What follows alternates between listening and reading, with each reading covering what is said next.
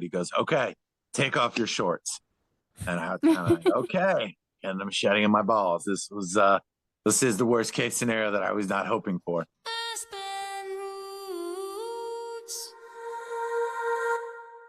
Hello and welcome to another episode of the Aspen Roots podcast. If you love true spiritual stories, you've found the right podcast for you. We're your hosts, Brandon and Sophia, and today we've got a story for you. This is the first time we're going to have to say viewer discretion is advised. There may be some graphic content in this, but we're so excited to tell this story. And we'd like to introduce our beautiful guest, TE'DEVAN Kriyavan. Welcome to our show. Thank you. Thank you. I appreciate it. Yeah, happy to have you. Yes, we are. Thank you so much. And so as prep work for the podcast, we send out a form to each of our guests and we ask them some questions. And one of the questions is, would you like to have your general location mentioned in the podcast? And TE'DEVAN said yes. And then it says, if yes, where's your general location? And you wrote depends. So I figured that'd be a good place to start. Let's talk about that answer. Yeah, I've been nomadic for about 24 years. So I do change location pretty frequently. I was just in India for 3 months and then Bali most recently 2 months before that. I'm currently in New York, New Jersey, and we're coming up on what I call saint season, where yogi saints from India will start to come to the U.S. It's not that there are that many of them, but they'll come. And I'll try to see them in different locations and spend time with them. So awesome. That's where we are right now. It's yogi saint season. That's awesome. And that's how we met you, seeing Amma Shri Karunamayi. And that was amazing. I had a really positive experience there. Yeah, we met TE'DEVAN a year ago with Andrea. She was in episode 17 where she talked all about Amma. And so the five of us went together to go see Amma in New Jersey. And we spent about 2 hours with TE'DEVAN in the car, and it was completely memorable experience. There was a lot of deep conversation, and TE'DEVAN is just somebody who has a lot to say that's inspiring to a spiritual seeker such as ourselves. And so it was a pleasure to be in your company, and we're happy that you're willing to come here and tell this crazy story, of going to see a psychic surgeon in Cuba. Yeah. And so there's two general, I guess you could argue maybe there's even three types of psychic surgery. There's the South American type variety, which usually involves a rusty knife or a machete, where you can check guys in Brazil, woman, Pachita in Mexico, a MACHETE in Cuba, and there's others. That's one genre. Then you have in the Philippines where they stick their hand inside you without a knife or a machete. Now, of course, that always lends itself more frequently to faking, but there are people that really do it. And then there's a third, which I'm always the most skeptical of, but I do believe exists, and that's invisible psychic surgery. Once again, this is something that a lot of people like to claim because it sounds really glamorous. And, I did an invisible psychic surgery on people. And, there's no objective measure to their claim. It's just this proclamation that they did it and not a lot of follow-up with a lot of the claims I hear about that. And now they even try to use it in this way of, psychic surgery, we cut your energetic cords to some X. And I go, wow, they're just really watering down what psychic surgery traditionally has meant and means. Similar, when I was in Bali, I met someone and they told me they were a medical intuitive. Now, a medical intuitive, from my understanding and how it's always been, is I will look at you and I will give you an actual medical diagnosis, or not even look at you. I'll just have your name and I'll give you a medical diagnosis. Okay. That's not what she did. That was not her skill. She could feel where you had problems in your body. Which is something that you do, huh? Yeah. There's so many people that can do that. Yeah. Known as a healer. And I've helped so many people do that. But she was marketing herself to these wealthier people from a certain area, and medical intuitive sounds a lot better. Right. Yeah. Okay. And this is the stuff that I hate, because there's so little policing in this world of supernatural metaphysical stuff. Because I think part of it is when we go into the regular world, everyone just clowns us and makes fun of it and doesn't believe it. And so as a result, we don't want to feel that we're being them. So we then don't say, hey, I'm open to this, but how are you a medical intuitive? And these are conversations that generally will ruffle feathers, even if you handle it diplomatically, and you will not be particularly liked for doing it. Yeah. And you're already in an alternative world, right? So you live in a niche alternative world. And now you're going to be the one being like, that sounds like some bullshit, or at least back it up. So, that's my take on it. Right. It's the sea of confusion. It's hard to navigate sometimes. And, terms is a whole nother thing. So yeah, I hear you on all of that. Yeah. So those are to clarify for anyone that is interested in psychic surgery.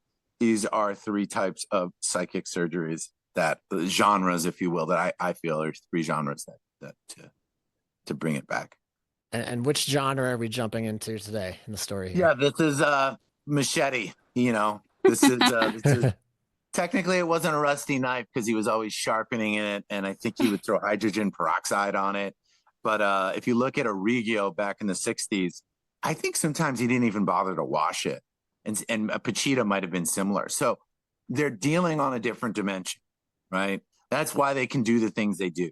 If you tried to do what they do, you'd kill someone, you'd give them an infection, you do all of these things. So, there is an element of that. And obviously, this is not something I recommend people just go out and try to find a random psychic surgeon and hope it works out. You want documentation that, yeah, this person's legit. They're really doing miracles. And even if they are really doing miracles, not everybody gets a miracle. So that's another thing, like anything else. So did you feel that El Machete was the real deal going down there? Is that what led you down there? Yeah, I mean, I already felt pretty confident. I mentioned him on some TikTok videos that got a little traction, and I had a few people reach out to me. At one point, I wasn't able to go deep with him because he wouldn't get back to me. But there was a doctor from Cuba that had now become a nurse in Austin, Texas. And he said, yeah, I've seen him do a bunch of these things, and I don't know how to explain it. And I tried to tell my colleagues about it, but he would not go further with me, and nothing ever came of it. But I was really excited. So that was part of your research. And in the comments of some of my TikToks, because that's really where I've gotten traction, is on TikTok, where I've gone viral with a couple of them. There are people being like, yeah, he healed me or healed my mom. He's the real deal. And then there'll be someone that goes, oh, we went, it didn't work. He's a fraud. And so that's the other thing when we're dealing with these things. The expectation is 100%. And if it's not 100%, you're a fraud. Yeah. There's no kind of gradient. It's either 100% you're the real deal, or, you failed. So you're clearly a phony. Your experience will shape how you view something so much, so I understand why the people that went and it didn't work out think he's a fraud. I get that. That makes sense. I don't fault them for that perspective. But also, because we don't have many mainstream scientists willing to study this, it's just kind of thrown off into this world of supernatural metaphysical nonsense. And obviously I don't feel that way. And I wish I would like to help to open up pathways and doors that impartial people can research. So that brings up some questions for me that are related to some of the content in the end of your story here. So let's jump into your story. But before we do, I want to say that there's a lot of stories on the Aspen Roots podcast here that have never been told or never had a platform to be told. TE'DEVAN Kriyavan's story has been told in an amazing, hilarious, adventurous Travel Channel vibes with a bunch of humor narrative overlaid on it in this wonderful YouTube podcast series on his YouTube channel, The Spiritual Schmuck. There's no the. It's just spiritual schmuck. Okay. Spiritual Schmuck. Don't anybody type in the. Remove that. And then it's the El Machete episodes. There's 7 of them. And so it's, like I said, again, it's hilarious. It's in depth. It's the actual footage of this story. And we cannot possibly top that on today's episode. So we're going to go through the story and we're going to deepen the conversation here. And there's a bonus story that we have waiting. We're going to tell at the end, and we'll see what else comes up along the way. So take us to the beginning of the El Machete adventures. So I've seen two other psychic surgeons. One was in Mexico. He was an invisible psychic surgeon. He would use his scissors and he would cut you with the scissors. But you would feel pain. I felt pain all day and night, but I had no marks on me the next day. And he would even put a bandage on you. It was very strange. And he would have you hold an egg and he'd crack open the egg and he'd give you a medical diagnosis from that. And that was accurate as far as I could tell from others, mystics that I've been to and things like that. For instance, if you've ever go to an acupuncturist, or for me, I go more to a Qigong master when I can find one, they might say something to you like kidney Qi is a little bit weak, which really generally, unless it's really weak, isn't going to show up in running medical tests on you. Mm-hmm. So there is that element of these people are going to hit on things that aren't going to show up when you go to a regular doctor. Right. So what exactly did he work on when you were there seeing him? As I recall, he did some work on my kidney, and I think he did something on my stomach or liver. I can't remember. He sort of had a thing where he would only do 2 surgeries on you. And Jorge Goliat, the guy in Cuba, also had a 2 surgery only at once policy. So he'd sort of give you a list of, hey, here are a bunch of things that are off. Which 2 do you want? And for me, I just was in this place of, well, you tell me the 2 that you think are most important. I've come all this way. I'll let you choose. Mm-hmm. Which very quickly I regretted, but yeah. And we'll get into the details of that because that's one of the best parts of the story. Yeah. So you saw your first spiritual surgeon in Mexico, and that No, I saw in Brazil years ago. It was Brazil. And yeah, that was the first one I saw. And then I saw another one in Mexico. And to be clear, the one I did see in Brazil is the one they called Joao de Deus. And unfortunately, so this is a whole other conversation, which is why I'm hesitant to get into it. But to make it short, just because you have mystical abilities does not inherently make you a good or kind person. It just means that you have these abilities. Just like being a great singer or a great athlete or an amazing writer, none of that inherently means you're a good person. It just means you have this ability. Right. And so I would say that about the guy in Brazil without going into all that. But the guy in Mexico, yes, I saw a guy in Mexico, and those were 2 that I had encountered before I had met Jorge Goliat. So he would be the 3rd one that I would go to see. So you must have had a positive enough experience to want to see a different psychic surgeon. Yeah, absolutely. So the first one I saw in Brazil was really interesting. I didn't get any surgery. I just hung out meditating a lot. I took a bunch of herbs. And when I got back, so I was in my mid-20s when I went, I didn't realize I had stomach problems because I'd had stomach problems my whole life. And I just thought that was normal digestion. And then when I got back, I was just, oh, wow. My interest in going was more just to be a more gifted healer. When I went to Brazil, that was really my motivation at that time. Okay. So how did you first hear about El Machete? I saw an article online, and it was basically, that whole thing about burying the lead. It was, Cuba. I don't. It's basically you lead the story with the least interesting aspect of the story, and then somewhere in the middle of the story is the part that's actually much more interesting. Okay. And it's called burying the lead. Okay. And so I don't know if they called him a shaman or curandero. Being from Cuba, that's not really what they would call him, but I think it might have been that, recommends rum and camphor as an alternative treatment for COVID. And I was, I'm open to alternative treatments, sure, whatever, but I didn't really care. And then I'm sort of digging through the thing, and it's like, wait, this dude uses a machete on people? And he uses hooks and hammers, and he does machete psychic surgery. Wait, why is the alternative treatment for COVID the lead? But it was during COVID time, so I guess they needed an excuse to talk about him. And he was preaching the gospel of a benefit of a little rum and a little camphor to stop you from getting COVID. So you read that article and you're like, all right, this dude's doing surgeries with the machete. I got to check this guy out. I was pretty curious. And then I said, well, let me read through. Let me see if he has some medical intuitive abilities, as we discussed. Yeah. And yeah, this couple said they showed up and he knew why they came there and what was going on. So I go, okay, so he does have that ability. And I found that really interesting. Cool. So then you just went about organizing a little No, it crew with... wasn't. No, it was a process. Okay. So then what happened next was I just thought that was interesting. I mentioned to a friend of mine in passing, and he thought, oh, yeah, that was interesting. And I needed a team. I needed someone to speak Spanish, someone to film, do the sound, and then come back and work with someone to edit it. I mean, there were a lot of pieces that had to line up.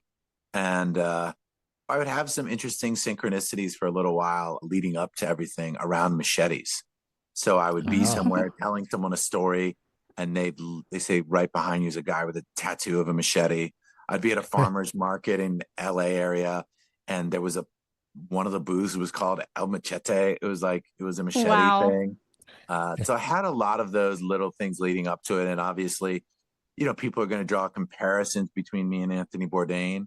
And I had a lot of synchronicities around Anthony Bourdain. I was telling people about my idea for a show. People just kept saying, oh, Bourdain, Bourdain, Bourdain. And what was interesting, maybe 7 years ago, there was a psychic in New York that told me I'm going to become the Anthony Bourdain of weird spiritual stuff. Sweet. I love And it. I haven't watched any really Anthony Bourdain. I've only caught a couple minutes of him accidentally in passing. And now, because people make comparisons, I definitely don't want to be unduly influenced by him. So I will not be watching until my show has a few seasons under its belt. Yeah, I haven't seen him either, so I can't comment. And I'm sure I'll keep circling back to this, but yours is just so funny. You make it so lighthearted for such like a serious, crazy thing you're doing, and you just make fun of it, including yourself the whole time. Yeah. And I love that. I think my basic theory is this. I'm not a scientist. I don't have large money for research grants. I'm not going to be able to move forward my hopes for this in any other way than being comedic. That's it. That's my wheelhouse. And I'm going to stay in my wheelhouse, and I'll let the other people show up in those wheelhouses as I can draw attention to it. So as I can put eyeballs on it, as I can make people laugh, as I can create some conversations around this, perhaps I can open up some doorways down the line for this to be studied and for people to start training in these things if they have an aptitude for it. And I think that's a good approach. I remember specifically showing your series to one friend who's admittedly never delved into the spiritual realms, and he takes the perspective that everybody's wrong. And he immediately was like, I love this guy. This is hilarious. And just totally into it. And you said something at the beginning, like, and if you don't believe in this stuff, I'm going to make you laugh extra. And he laughed really hard at that. So yeah, I mean, there was one comment. Someone goes, I don't know if I believe any of this stuff, but this is really entertaining. And exactly. Yes. Yeah. And that's sort of the real goal with the series is I have to entertain you first before there's any hope for you to ponder anything. Yeah. I think that especially coming from the secular world. And I think sometimes some people will, especially maybe if they only watch a little clip, they'll incorrectly project on me or assume that I'm mocking the stuff that I'm doing. And that couldn't be further from the truth. But I could understand someone who's just catching one little snippet doesn't understand that I definitely believe in these things, which is why I'm doing them.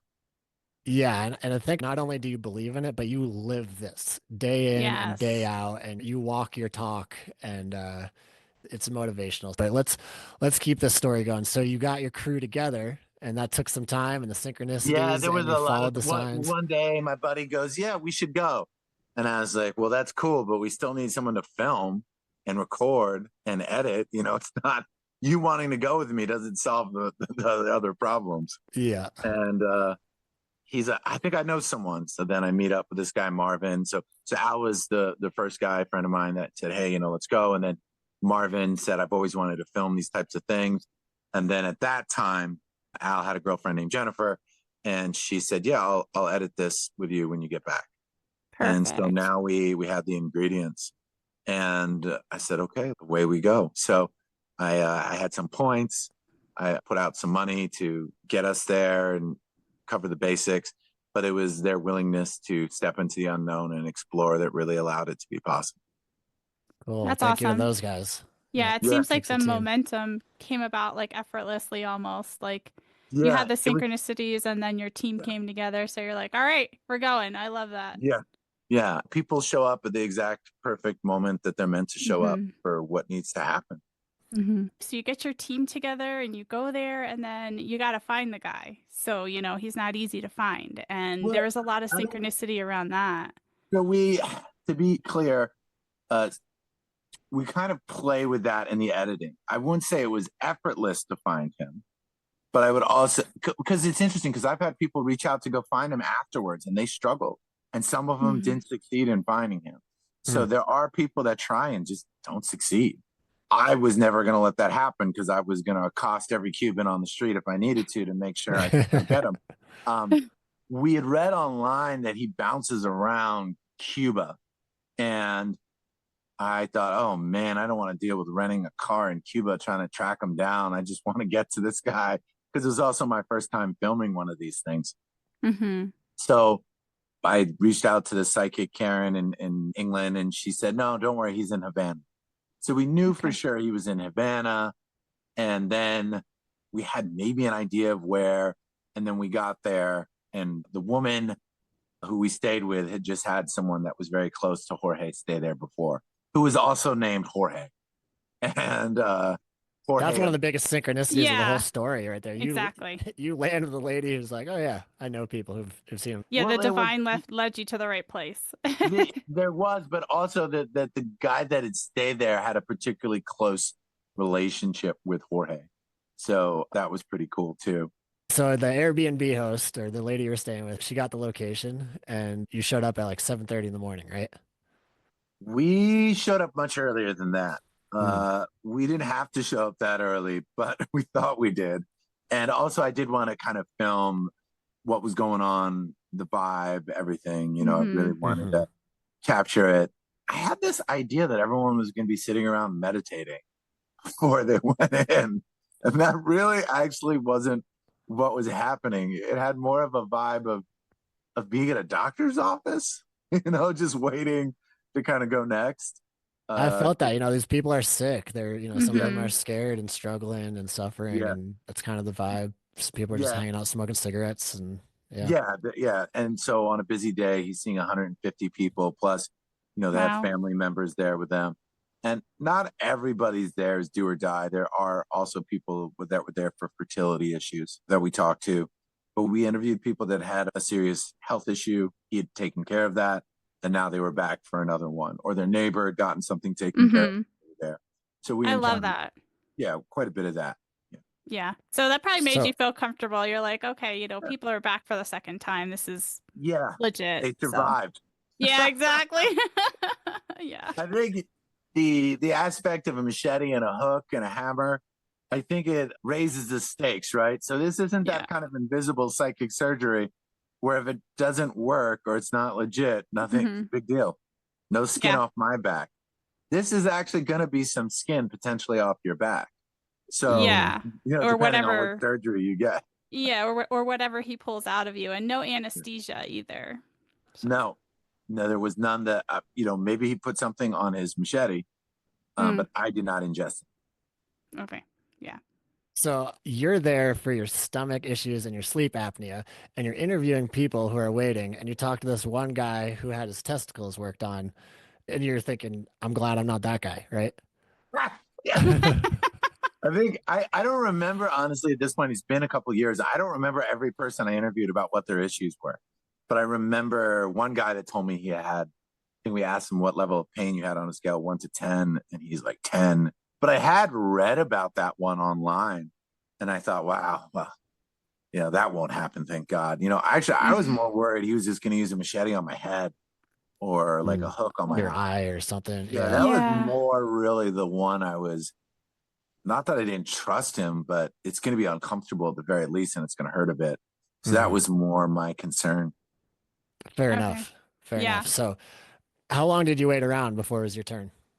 We waited around a couple of hours, but I was really just enjoying almost like an anthropologist, just kind of, wow, this is how it goes.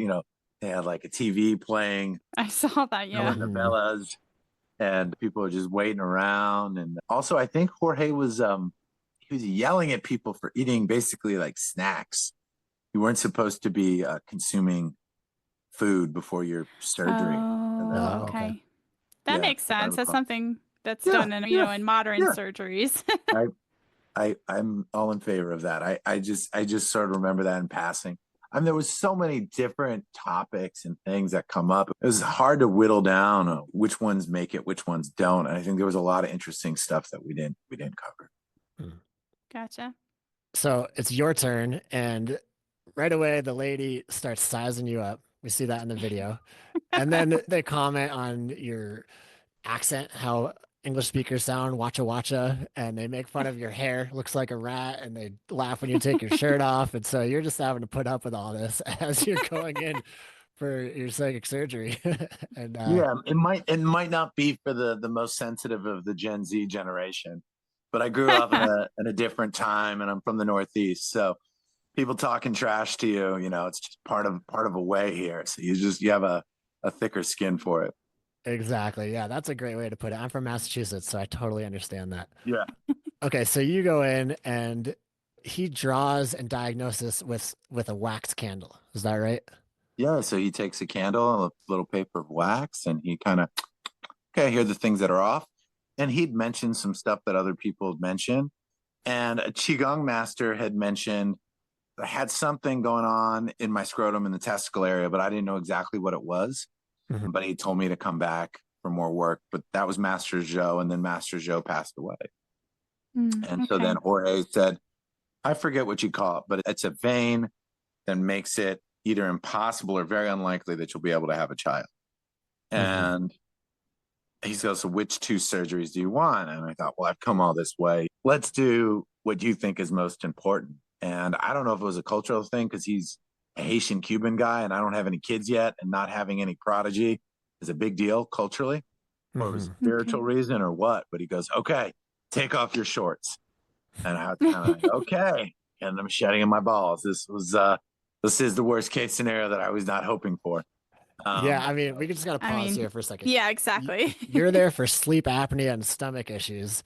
And next thing you know, in the moment, you don't even get to think about this for half an hour. It's being proposed that your scrotum gets cut open with a machete. And you're like, let's do this. and you took it like a champ. You were just like, all right, let's go. And you just were like, No holding hesitation. on, no hesitation. You dealt with the pain, and he pulled out some chunk of something. And yeah, I wish I'd kept it. I was so worried about customs. So God, psychic surgery gets so weird, and the weirder it gets, the harder it is, less plausible it feels for a Western audience. But basically, they're working on a physical level, but they're also working on a different dimension. And I've encountered people that have removed black magic from people in physical ways where, an animal comes out of a piece of a fruit representing the black magic that has been taken out of them, or other physical manifestations. So whether Jorge pulled that out of my physical body, which potentially he did, or it's somewhere else. Now, so I want to address the skeptical Western view is it's sleight of hand, right? That's the way you have to speak to that. And so then I'm just thinking, where's he hiding all these random pieces of flesh for 150 people, two surgeries a person, 300 pieces of flesh in the hot Cuban weather, and not have like guck all over him, right? Like, how would you? Where do you hide all this stuff, right? It's just this. Everything's very rudimentary looking, it kind of almost looks like a tool shed, It's not. It's not this. There's not like all these little nooks and crannies where you would hide random pieces of flesh. Freezers, refrigerators, none of that. Yeah. No. Right. He's also very much encourages everyone to film the surgeries. I love that. Yeah. So some of the surgeries we don't get that I wish we had gotten, but if you go to YouTube and you put Jorge Goliat neck surgery, brain surgery, the angles are showing there's no way it's sleight of hand. That machete is going in there. That hook is going in there. So there's sort of two possibilities if you're skeptical. You either say it's all sleight of hand, nothing's happening, or you say this man's a dangerous nut job and he's going to hurt somebody. And those are kind of the mainstream Western views on what's happening. Mhm. And obviously, if I believed either of those, I wouldn't be there. But I can tell you from the discomfort and the pain, if you're going to have a skeptical view, it should be that he's a dangerous nut job, not that it's sleight of hand. But I know a lot of people are going to say it's sleight of I hand. like that. I like that. Well, I mean, after he operates on your testicle, then he pulled a kidney stone out of your back, out of your Yeah. kidney. So, and it was like a rock, like a kidney stone is in the hand. So it's just further confirmation that he's actually doing these things. Well, the kidney one, the angle and the way it's shot, that's the one that people are most skeptical about. And I understand. What I would like to add was the following day, I felt so much more energy, even shortly afterwards. And I felt sensation in my kidney for the next 24 hours, like something was shifting, moving around. It was really cool. And I felt a lot more energy afterwards. And it was really great. Very cool. I think that energy thing came more from that. I don't think the surgery on my balls necessarily, or scrotum to be more scientific, really caused that. I haven't gotten anyone pregnant. I haven't really made attempts to get anyone pregnant. So I cannot speak to the effectiveness of that. Okay. And you don't have any problems with your kidneys at this point that you know of? No. I just felt like a surge of energy afterwards. Cool. That was Cool. that was really the big thing I noticed at that time. So I want to say that it did hurt, but it did not hurt as much as it should have hurt. So that is something else that is kind of interesting. Yeah. There wasn't that there wasn't any pain, but there should have been a lot more pain, I think. And after he did what he did with the machete on my scrotum, I had no discomfort. No. That's amazing. Like no burning, No infection came, just Yeah. good to Definitely go. no infection came. I would have had no idea what to do then. I'd be like, damn it. Yeah. There were a few little incision marks in the scrotum that I took pictures of the next day, which if this ever got big, I'd put up on an OnlyFans and charge money for people to stare at that. I wouldn't want to see it, but maybe there's a market for it. I saw in some of your responses to some YouTube comments that this was the one and only time you would do that, so you wouldn't go back. No, I would go back. I would not get another machete on my balls ever again. Okay, so you do other surgeries. Okay, gotcha. Yeah, that is off the table. What if he told you, let's just be hypothetical. What if he's like, you're going to die in a year if you don't get this testicle surgery again? Well, I guess that's a very unique time. Let's do it again. Yeah, But outside of like the first death, time. I'm not getting another machete in the balls. I think once in a lifetime is enough. Yeah. So no, that was definitely my worst case. I really don't want that to happen scenario. I really don't know how or why I agreed to it, but I did. I should have just picked two. I should be like, yeah, let's do the stomach and a kidney or liver and a kidney. Yeah. So do you still have stomach issues and sleep apnea? The stomach really, I just have to be mindful of what I eat. I do sleep a lot better. I think I still have a little of it, but I have been sleeping a lot better. I don't think it's anything to do with that. He was really big on the natural plant or herb that he just feels is really good for sleep apnea. I'm drawing a blank on what it is. So that was another thing, is you left with a bunch of herbs. Did you just take those herbs that you purchased there and then stop, or did you look for another source? I took them and I stopped. I lost some of them. One of them got destroyed in the travel, but I did take. We asked him about that in an interview. He said most of the healing takes place during the surgery, and then the herbs just add a little additional support. Oh, okay, cool. Yeah, so he was, he thought they were beneficial, obviously, but he felt most of the healing happened. Cool. With the surgery, but I'm sure it differs from person to person. No, absolutely. And I love that you say that like it was less than $1 to get the surgery. So I mean, he's there helping people. He's not looking for big money or anything like that. So I mean, he is of service. Like really less than $1. So well, the herbs are about $8. Each bottle's $1. You get 8 bottles, and then they got to get all those materials and put it together. He told us in an interview he wanted to charge more, but his spirits wouldn't let him. And they got in some fights over the years about this. He wasn't always fully wanting to do what his muertos wanted him to do, which I thought was really interesting. That is really interesting. That is, Um, right? I think he'd been in a wheelchair for a while. He'd been incapacitated.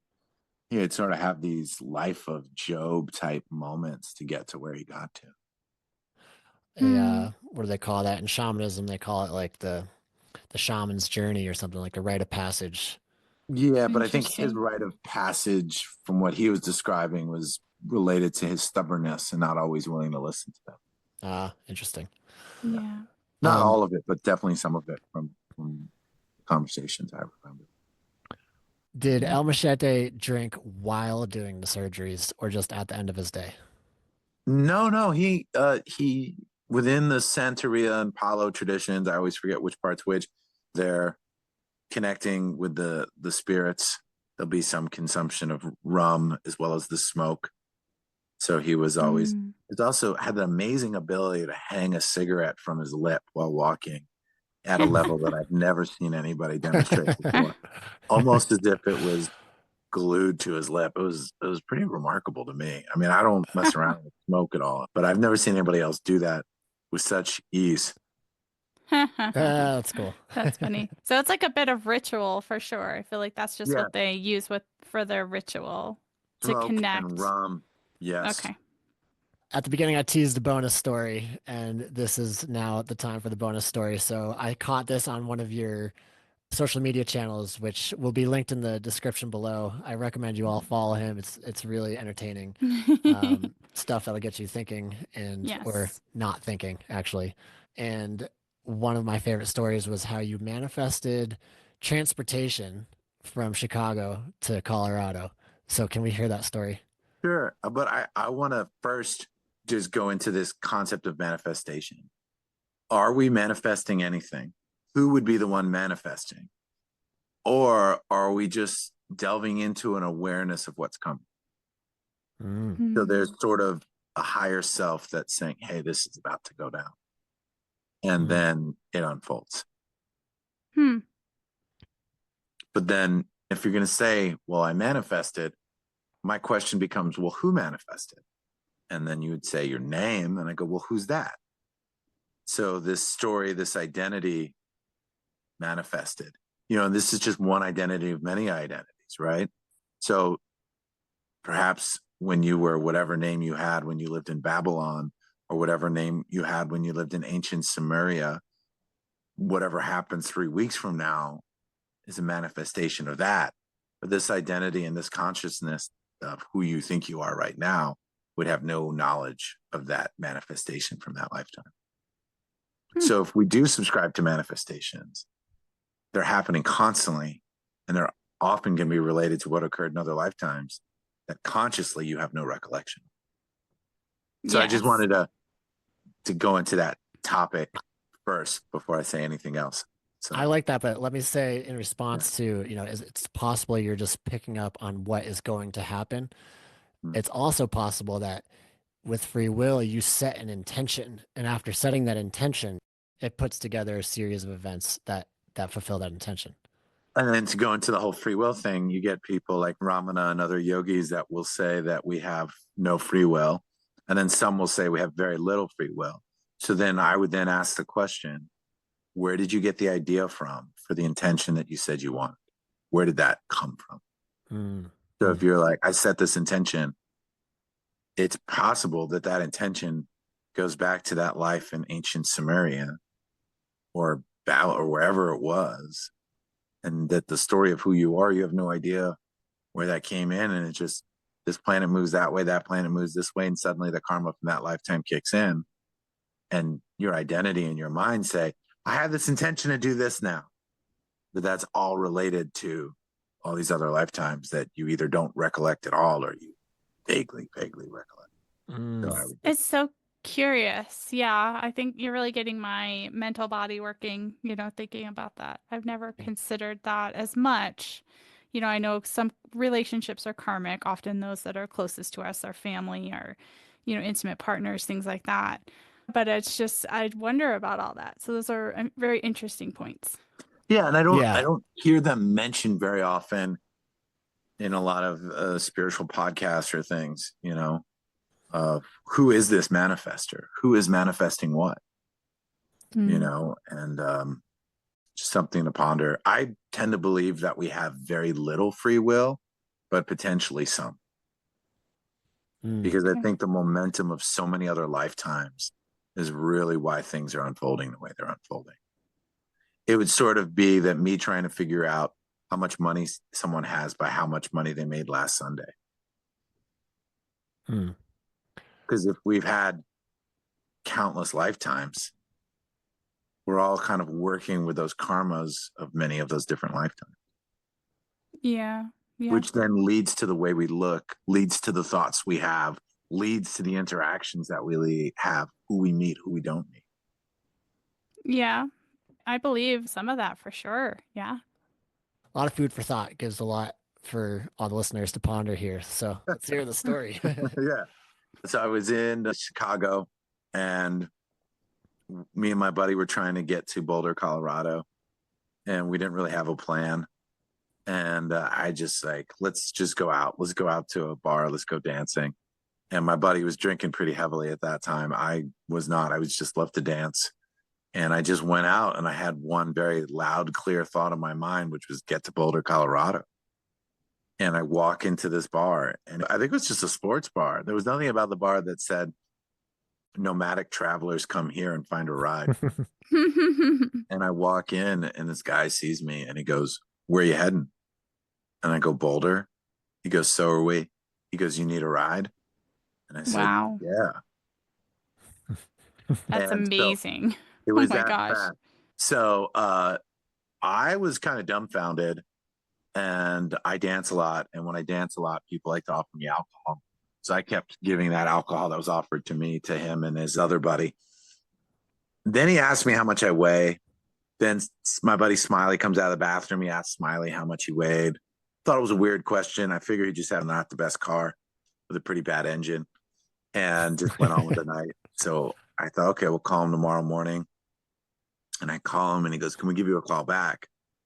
And I go, "Oh man, he got sober. Now he has all these doubts about, bringing two strangers with them." Yeah, this happens. People kind of overextend, and then their fear kicks in, and they worry, and then they pull back. I've had that experience a lot. And then he calls back very quickly, and he goes, "Is it okay if my buddy flies the plane? He's trying to get more hours to get his pilot's license." And I said, "Sure." And so that was how I got to Boulder, Colorado. And along the way, we stop off in somewhere in nowhere, Iowa. And these guys, I go, "Well, where are you going?" Well, we're from Colorado. I was going to head to Park City, Utah for the Sundance Film Festival. A guy had made a documentary about my life at that time. Nice. And I'd mentioned, yeah, I have this healing gift. And they go, "Call up." I can't remember the guy's name, but he was apparently the wealthiest guy in town. And he had extreme foot pain. So lay him out on the couch, and I start doing energy work on his feet. And he gets up, and he was pretty emotionally touched. It was the best his feet, I guess it felt, in 10 years. Gives me all the money in his wallet at that moment, which I think was like $45. For some reason, I remember that. And then him and his wife, they go, "If you're ever in this place in Iowa," I want to say it was Red Oaks, but maybe it wasn't. "If you're ever here again, don't hesitate to call." And so for the rest of our trip, we just kept joking. We're like, well, if it all goes wrong, we should just give them a phone call. Yeah, exactly. Go back to Iowa. That didn't end up happening. But yeah, it was that was what was meant to unfold. So, I would have loved the synchronicity in that story if you hopped in a car and drove there with these guys, but you got a private flight. Yeah. That's Seriously. incredible. Yeah, with a little 6-seater plane, which is why knowing how much we weighed mattered a little bit. Yeah. Then it's not such a weird question. Yeah. Wasn't so weird, no. Yeah. Totally cool. Thanks for telling us that. Yeah, All right. absolutely. At this point, let's jump into our soulful send off. You can jump in anytime. Otherwise, I'll start here. And I want to highlight the effect that you have on the people around you. We thought let's go through the comments on your YouTube channel and see what questions people asked, and we'll bring their questions forth. Didn't realize you had already responded to every comment on there. But it was really amazing to me to see how many people were like, "Hey, I met you at this hostel. Hey, I met you at Bonnaroo. Hey, I met you at Whole Foods." And all these people that that you've met in passing who remember you and then have found you on YouTube, and just very positive and very happy about seeing you again. And all these other comments of people who haven't met you, and they were just like, I'm addicted to your style. This is the coolest story ever. Like the effect that you have by living your truth and being you is clearly lighting up people along the way. And I can definitely say that about myself from having only spent 2 hours with you last summer, just given me so much food for thought, things to ponder, and motivation in my spiritual seeking and spiritual practice. So thank you for Well, being here on your podcast, yeah, on this podcast, and telling your stories. yeah. Thank you. I really appreciate that. I kind of think it's easy to forget on my end. I'm doing whatever I'm doing. I'm not really thinking about it. And I'm always happy it helps somebody in their journey. I mean, obviously, what else could I want for other people, that some experience they have with me or something I say helps them in their journey to question and to have a deeper peace within themselves. And, to be of service in whatever little ways they can, or big ways, whatever they feel called to. It's beautiful. Yeah. Beautiful. Yeah, I would say mine's very similar. I feel like you bring your essence forward. Like you're not scared to be you. You are beautifully you, and you want to share it with the world. And you ponder things. You don't claim to be right. You don't claim to know it all. You want to talk about it and figure it out and offer possible solutions or, more questions and more research. So I just think you have this expansive mind, that you're really a seeker, like seeking. And you do it in a very beautiful way because you bring your true self forward in it, and you entertain people and make them laugh and heal them. And yeah, so I just think you're beautifully you. Thank you. I really appreciate that. Mm-hmm. And you question who you is or you are. And I like that. Who you is. Yeah, who is you? Yeah. I definitely do question that. The illusion of me, the illusion of me that I'm, I always, there's a phrase you always hear everyone's saying a lot these days. They're trying to level up. That's not even the exact one I was thinking of, but they're trying to evolve, right? I'm trying to evolve. I'm trying to evolve. And then sort of see it more as we're just trying to remove the wrapping of the story that we've put around us, because who we are is infinite, and we're just in denial of our infinite nature. And the mind wants to cling to a finite nature because it's easier on the ego and the mind to see ourselves as an identity, as a story. Not that we don't have stories to share, but we're so much greater than any story we can tell. Truth. I love that. Yeah. All right. Well, thank you so much. Yes, thank Thank you. you for having me. I really enjoyed that conversation, and I'm looking forward to editing this. So yeah, pleasure. Yeah. Well, thank you for having me. I wish you guys all the best. And I hope you continue to have guests that inspire you, and, get out the stuff that inspires you on all the different outlets possible. For sure. Thank you. Thanks, Thank you. TE'DEVAN. Yes, thank you, TE'DEVAN.